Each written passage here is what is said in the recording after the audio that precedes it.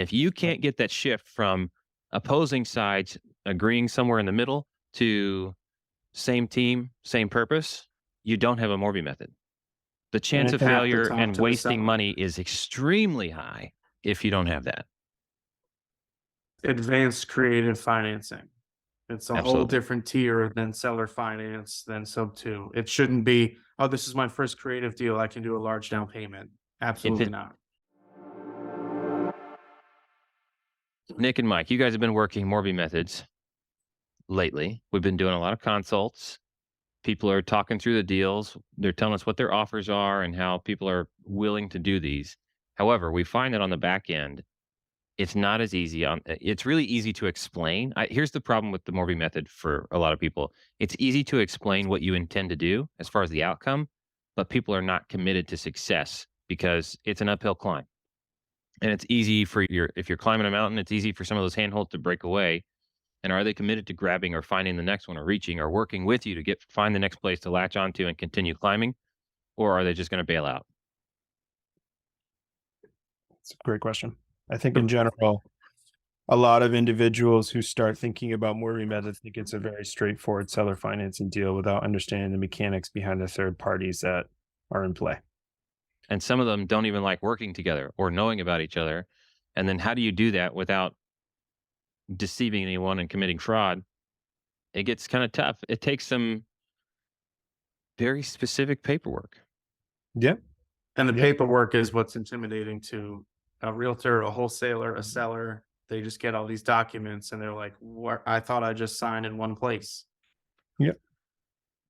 Yeah. And so you got several agreements going to accomplish the intended outcomes. We've got to be outcomes oriented. I think that's one of the key things is, are you committed to success even if the path changes a little bit along the way?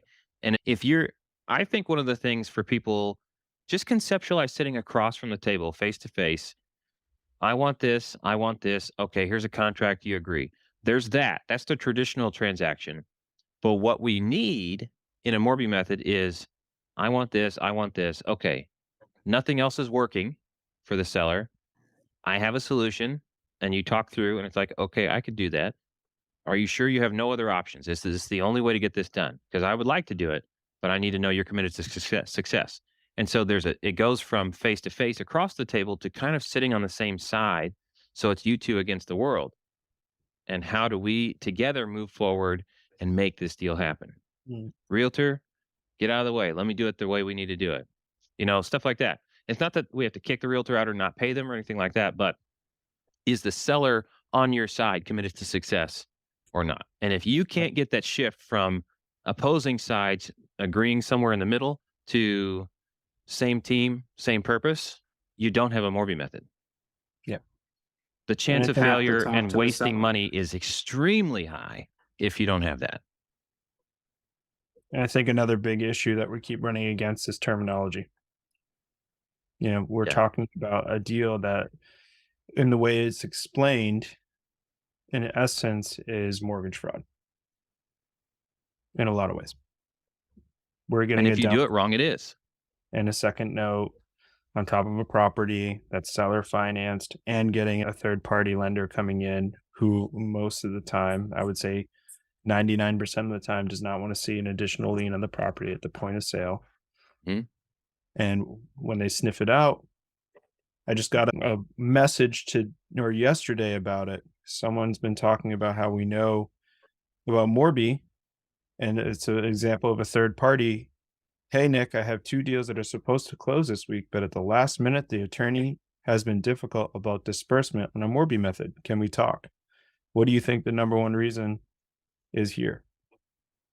Why that disbursement's going to have an issue? Too many parties, unexpected names on a disbursement. Yep.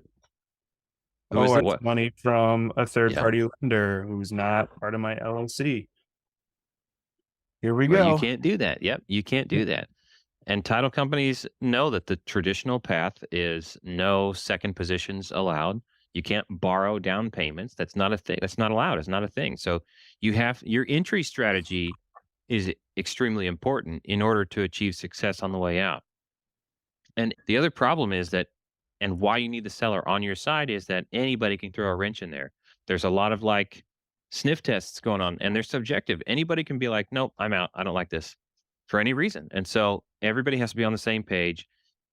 And the seller and you, the buyer, need to be committed to success together because Yeah. somebody's going to throw something in front of you and you're going to have to sidestep. And every third party is going to have a different way that they believe is the correct way to move forward. So not one size fits all. So even if you have everything going for you with the seller, that still there's no way to guarantee success. Third parties can assassinate the deal. Now, you should be able to pick up and try again later or with a different title company or something like that. And I've seen a deal change title companies 3 times. That's a total of 4 title companies or attorneys that they've gone to in order to get the deal done. And that Yeah. one did survive, but it never would have survived without a lot of tender loving care and hard work. Well, you guys had one that was like that too. Yeah, we had to switch one title company to another, and even after that, we had to have an additional attorney involved to be able to separate the 2 escrow accounts that were needed to make this deal happen. It was yucky. Yucky, It's yucky. advanced creative financing. It's a whole Absolutely. different tier than seller finance, than sub 2. It's advanced. It shouldn't be, oh, this is my first creative deal. I can do a large down payment. If Absolutely it not. Thank you. If this is your first deal, you don't have a Morby method. If your first deal is a Morby method, please stop. Just Please. I'm serious. I don't want you to waste your money and effort. It's a great learning Yep. experience. And if you want to pay for a college education in deals that fall apart if not well attended, there you go. Now, I also don't want to discourage anybody from doing a Morby method. My point in this whole discussion is you have to do it the right way, and it's not a first strategy. It's a specialty tool. Like I work on houses sometimes. I have tools that I've only ever used once or like my laminate flooring cutter. I have no other purpose for that except when I'm doing flooring. And how many times do I do flooring in a house? Once. So every time I flip a house, I might have a use for it, but not other times. My hammer I use all the time. That's the cash offer. My drill, and screws and wall anchors and stuff like that, I can get creative and hang shelves. But the flooring, I'm only going to use that specialty tool cutter once per house, really. For a specific kind of That's a flooring. good analogy. Yep, Very it's good a analogy. specialty tool. So unless you want to go into the business of doing flooring, you're not really going to use that very expensive tool very often. And so most people are not, we don't even have a way to target Morby methods yet. You just happen upon them. You should be going for seller finance. And if they're really committed to success, but they have a real requirement for a high down payment effectively, you may have a Morby method. Yeah. But And if let's they look at say that they want, requirement. yeah, because if they say they just want a lot of money, that's different from them actually Yeah. needing. And you have to be able to dig in and say, Yeah. why do you need that much money? Is it because you don't trust me? Because that's usually the problem. They don't trust you. Yep. We had 2 sellers in our Morby method experiences. One wanted a high down payment because he wanted the money. It's not that he didn't trust us. It's not that he didn't like us. He worked with us for months, but he wanted a large down payment just because he wanted the money. You could say it's greed. You could just say he wanted to do other things. He didn't really specify. But that deal wound up falling apart, and we lost a lot of money between appraisal, EMD that's still held up in escrow, Mhm. inspections, money that we borrowed from Gator lenders, things like that, interest. The other seller, she had 2 notes that were becoming due in a few months, and if she didn't have the money to pay them. So if she didn't sell, the property might have gone into foreclosure. So she needed to sell versus I want a large down payment. And So she the needed motivation you. is very important. She couldn't do a standard seller finance. She couldn't sell it in cash. She couldn't even conceive sub 2 because those balloons were due. There was no other creative option instead of working through this Morby method in that fashion. And So the key difference, though, is that in those 2 sellers, and which is pretty prevalent, the deals that are successful are the ones where the seller needs you, the buyer, in some fashion. yep. Yep. And that need transcends into, okay, I can be flexible with getting the paperwork done and I could be flexible with changing title companies and, oh, you need something else signed. Let's make this work. Okay, we got to readjust how much I'm carrying back because the appraisal came back lower. If there's no need, the wants are going to win, and the wants trump all the flexibility out of the deal. Yeah, particularly the don't wants. Like, I don't want to do this anymore. This is weird. And time frame. We were supposed the deal with the motivated seller that stuck with us through the end. It was supposed to close the end of September. We closed it January 6th. Good grief. Months later. It just the delays and the roadblocks just kept piling up, but the seller hung in there with us. Mm-hmm. So, So much. Morby methods are absolutely possible. We love them, but they're a very specialty tool, not for Mhm. general use, not for first timers. So let's rehash the things that you need in place. The seller needs to need you. You need to be on the team with the seller.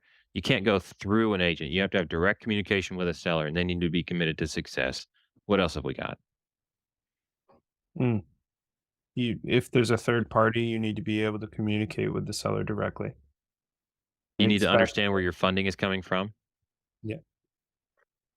Your title company has to be okay with the nuances of the transaction. And we can help with And that. But as the far new- as prerequisites for people that want to bring us one that's like not a waste of time. We should explore like a disqualifier sense. Why doesn't a cash offer work? Why There you go. doesn't seller financing work? Why doesn't sub 2 work? And once you work through why don't these work, you can then start to talk about why would a Morby method work. Right. And you don't get permission when you're dealing with a seller. You don't get to get permission to ask why those don't work unless you're getting to be the point where you're on the same side, where you've built enough rapport and you're committed to building success together. But if you're just making offers, you don't really get permission to get a real answer to why that doesn't work. And that's where you have to build rapport and to establish that there's a mutual need. In order for this deal to get done, you need one another. Yep. Rapport, trust. Yep. No creative deal can work without trust between buyer and seller. That's number one. If you're going advanced into Morby, that trust needs to be amplified. They need to really see that you're going to commit to doing this, and they can really trust that your solution works for them. I would say people that jump to, oh, I've got a Morby method. Why? Well, because nothing else works. Okay, but have you talked to the seller and that's something they're willing to do? No, but nothing else works. It has to be a Morby method. That's not really how that works, buddy. Don't have a There's deal. That's right. I have a Morby method. No, you don't. That's literally my default answer because they don't know, and they don't know what they don't know. And that's why we're talking here. It's very similar to somebody who says, but I talked to this guy and I know my cash offer is going to be too low. So this has to be sub 2 at a higher price. Okay, but did you make a cash offer? No, I just know it's too low. Yeah, but he needs to turn down a cash offer. Right. Well, creative finance is the only solution here. I get that. From the buyer side, you already understand that creative is the only solution. But if the seller doesn't understand that creative is the only solution, you don't have a creative deal. It's the same thing. Do I have a Morby method deal if it's the only solution? Maybe, but only if the seller knows that it's the only solution. If the seller doesn't know, it ain't a deal. And that's why we have the disqualifiers. Why doesn't cash work? Why doesn't sub 2 work? Why doesn't seller finance work? We'll start the email chain and discuss your deals, send you over a form that you can fill out that kind of forces you to go through the mental exercise of the parts that actually make it a deal. And if all the parts and pieces add up there, then we'll escalate to a paid consult. So we can actually, because we don't want people to waste time or money. And so we don't want money until we're actually providing value. And if you actually have a potential deal, then we'll have a consult. And we'll review the form. We'll probably have a prelim conversation about some of that information to make sure it's justified to consult with us. If it's not, we'll give you a couple pointers so you can come back later. Yep. If it is, then we'll send you a link to book with us directly for the $500 1-hour consult. Perfect. I guess when we talk about ethics, right, we built this form to disqualify your deal. We're not just trying to collect money for paid consults. We're not trying to take money on deals that don't have any legs. We want to say no before you ever get a link for any form of payment. So there's other methods to get deals done. If Morby method truly is the only one, we want to talk about that before a paid consult is even booked. So that's what the disqualifier form is for. We've turned down many people from consults once we get the form and say, this isn't a Morby. Don't waste your time or money on this. Follow up with the seller. Try to structure the deal in another way.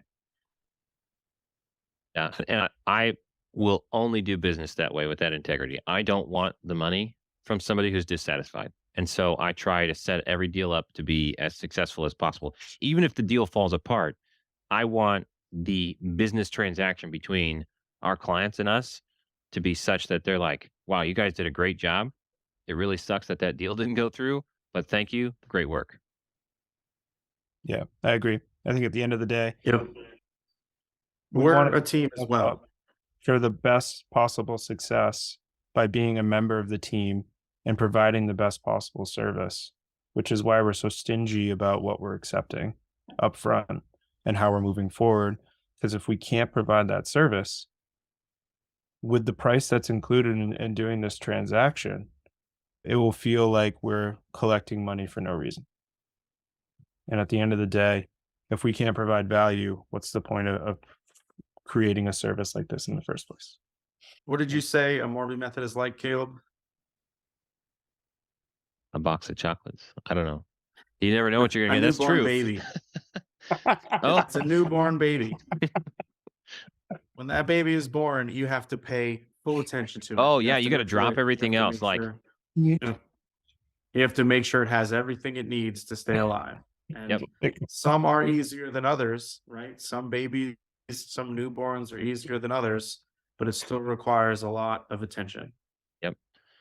yeah, and it has to take first priority because some people have colicky babies, right? You may have a Morby method that requires so much attention that it just is the worst.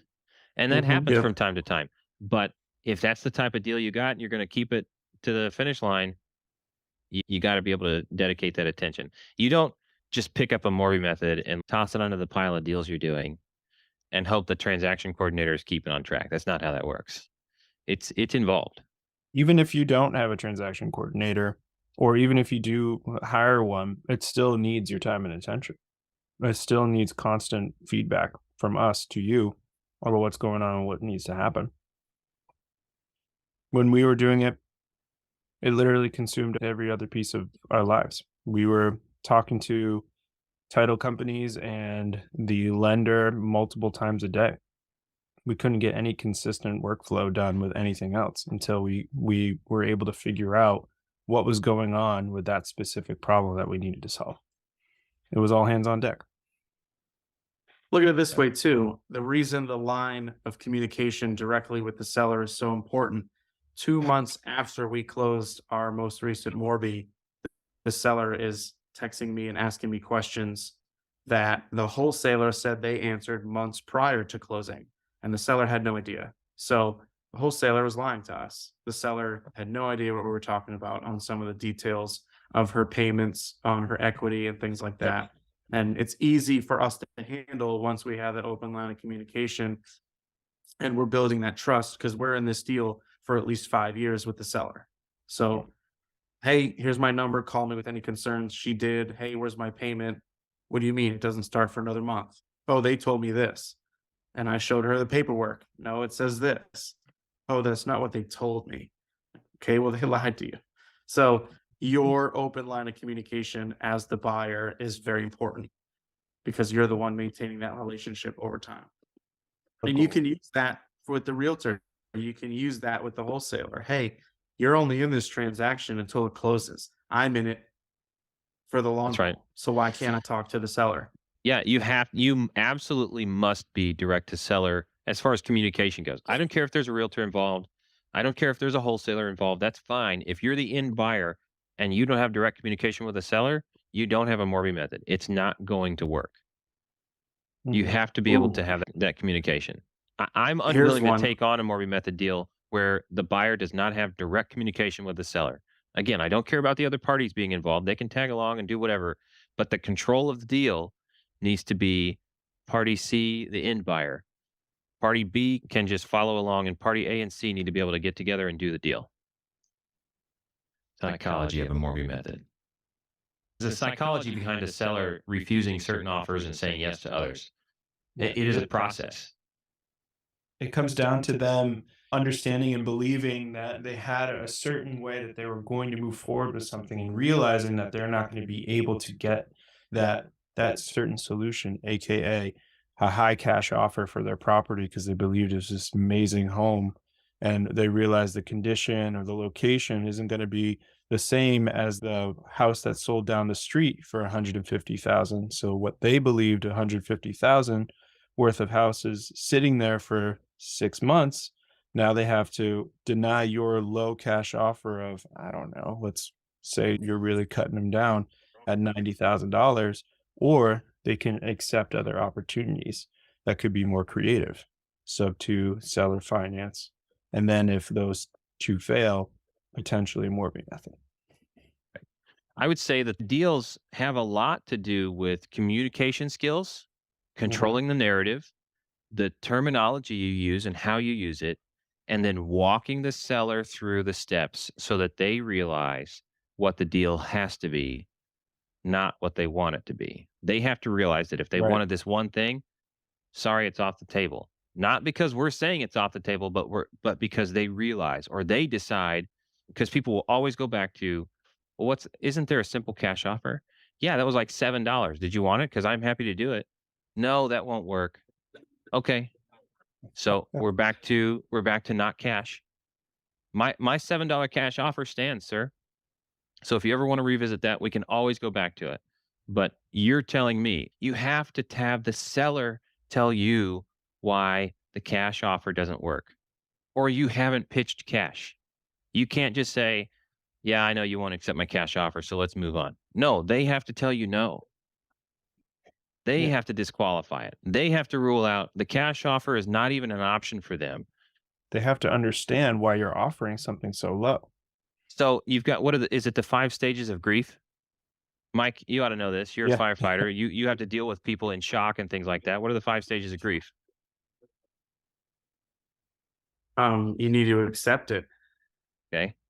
Yeah. But that's the one- last stage of grief. That's one No, stage. they don't always go in order. They don't always go in order. You may accept it and then have second thoughts and then start into denial. Bargaining. Yeah. Yeah. What are the 5 stages? Now I got to look it up. Shock.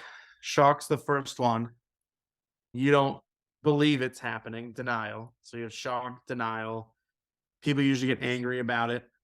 Yeah, anger is huge. Anger is Anger's huge. huge. Yeah. Then you try to bargain. You try to negotiate your way through it. You might Dude. get depressed. Not selling your house. This is a huge epiphany for a lot of people. Listen, a seller not being able to sell their house for what they wanted is a grievous event. It is something they have to grieve in their mind, and there are 5 stages to grief. Standard. I'm not kidding.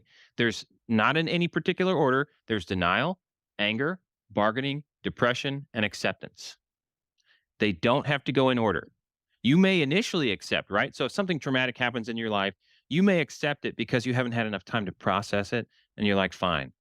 And then you start having second thoughts. Usually acceptance is the last stage, but you may start out, but you'll end up back at acceptance.